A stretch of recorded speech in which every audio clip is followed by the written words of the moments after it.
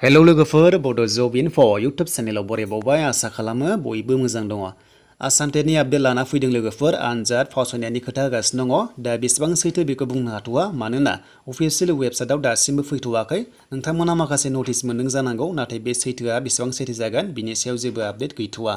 दा बिदिब्ला लोगोफोर जुदि फावसायबायोब्ला एग्जामा जाहैसिगोन 31 अक्ट'बराव, जुदि फावसायाब्ला जागोन 24 अक्ट'बराव आरो नोंथांमोना एडमिट डाउनलड खालामनो हागोन 10 अक्ट'बराव। दा जों थांनांगोन अफिसियेल वेबसाइटआव। दा अफिसियेल वेबसाइटआव थांनाय लोगो लोगो जों माखासे गाइडलाइन्सखौ नायगोन जे आनजादा बेसेबां नाम्बारनि जागोन आरो टाइमा बेसेबां थायो।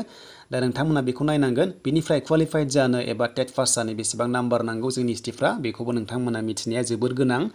दा बिदिब्ला नोंथांमोना फकास खालामदो आनजादनि थाखाय आरो आनजादा फैगासिनो दङ अक्ट'बरावनो जागोन। दा जों थांसै फैदो अफिसियेल वेबसाइटआव। बेनिफ्राय नोंथांमोना चेनेलाव दासिमबो साबस्क्राइब खालामाखैबा खालामना लानो हागोन बड' जब इनफो इउटुब चेनेलाव, मानोना बेबादि साख्रिनि नोंथांमोना आपडेट मोनबाय थायो। दा जों थांसै फैदो अफिसियेल वेबसाइटआव। बेनिफ्राय जों माखासे नटिफिकेसन नायफिननोसै। दा जोङो सर्वशिक्षा अभियानाव फैनानै वेबसाइटआव जों बेबायदि मोनगोन इन्टारफेस। दा बेयाव नोंथांमोना एलपि आरो इउपि टेटनि बागै आपडेट बेयाव मोनो। दा एडमिट फैयोब्ला बेयावनो फैगोन आरो नोंथांमोना बेनिफ्रायनो डाउनलड खालामना लानो हागोन। आरो जेब्ला एडमिट फैगोन अब्ला नोंथांमोननि भिडिअ होखागोन, थ' नोंथांमोना नायनो दाबाव। दा बिदिब्ला जों बेयाव माखासे गाइडलाइन्स नायनोसै बेसेबां नाम्बार मोनोब्ला जों टेट क्वालिफाइड जागोन आरो आनजादा माब्ला जामारगोन। दा लोगोफोर जों फैनोसै बेयाव दानिया गाइडलाइन्सखौ जों नायफिननोसै। दा नोंथांमोना बेयाव अफिसियेल नटिफिकेसन डाउनलड खालामनो हागोन। दा बेयाव जोङो नायनोसै एग्जामा बेसेबां जायो आरो लोगोसे एडमिट माब्ला इसु जागोन।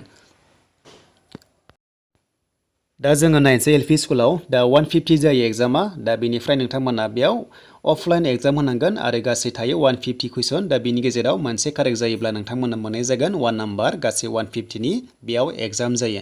दा सिलेबासखौ नोंथांमोना मिथिखागौ। दा बेनिफ्राय जों नेक्स्टआव थांसै लोगोफोर इउपि स्कुलाव। दा बेयावबो 150नि एग्जाम जागोन। बेनिफ्राय नोंथांमोना जायखिजाया एन्सारखौ एटेम्प्ट खालामनो हायोब्ला कारेक्ट जायोब्ला 1 मार्क मोननाय जायो आरो नेगेटिभ मार्किं बेयाव गैया। नोंथांमोना नायै होबानो जाबाय। बेनिफ्राय दानिया टाइमा जाबाय लोगोफोर, थ' 2 घन्टा एग्जाम जागोन लोगोफोर। 150 मिनिट्स एग्जाम जायो। दा नोंथांमोना पेपार 1 एन्ड पेपार 2नि थाखायबो 150 मिनिट्स एग्जाम जागोन।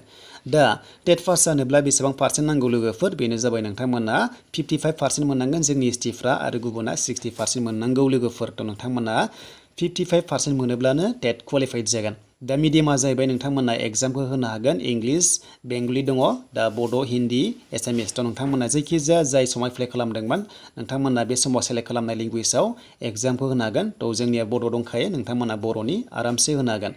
दे लोगोफोर बेनोसैमोन। दा जुदि एग्जामा पस्टपन जायोब्ला लोगोफोर बेयाव माखासे नटिस दंखायोमोन, रिसिडिउल होनायनि खोथा होखादोंमोन। जुदि माबाफोर जायोब्ला लोगोफोर पस्टपन जानायनि आरो गोदान डेट होगोननानै होखादों। दा बिदिब्ला एडमिट इसु जागोन होनना बुंदों 10 अक्ट'बराव आरो जुदि आनजादा फावसायाब्ला जामारगोन 24 अक्ट'बराव। दा बेसो लोगोफोर बाथ्राया नंगौना नङा जे आनजादनि मोनसे एग्जाम पस्टपननि मोनसे नटिस फैदोंमोन नाथाय दायो पाब्लिश खालामाखै अफिसियेल वेबसाइटआव। दा जुदि फावसायबायोब्ला एग्जामा रिसिडिउल जागोन आरो 31 अक्ट'बराव जागोन होननानै बुंदों। दा जुदि जायाब्ला नोंथांमोना 24 अक्ट'बरावनो एग्जामखौ होनो हागोन। दा जायखिया नोंथांमोना एग्जामखौ अक्ट'बराव होनो हागोन। दा फावसायनायनि जाहोना जाबाय इलेक्सन जानो गोनां दङ। जुदि माबाफोर बिजि जायोब्ला लोगोफोर डिउटि बिजि जायोब्ला थ' नोंथांमोना पस्टपन जानोबो हागौ एबा नोंथांमोना एग्जामखौ पस्टपन मोननोबो हागौ। दा बेनिसिम लोगोफोर टेटनि माखासे क्लेरिफिकेसन। थ' आसा खालामो नोंथांमोना मोजां मोनदोंबा लाइक खालामगोन आरो गोदानै फैदोंबा चेनेलाव साबस्क्राइब खालामना लादो बड' जब इनफो इउटुब चेनेलाव।